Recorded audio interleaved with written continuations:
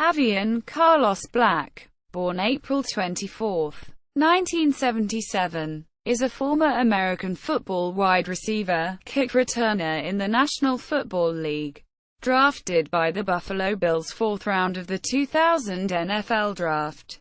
Avion played 2 seasons in Buffalo, 2000-2001, and 1 season with the Houston Texans, 2002. Personal. Avion is the elder of 2 children.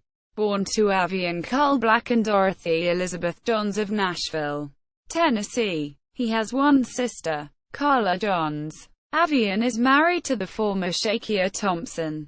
The couple have 1 son and 1 daughter. References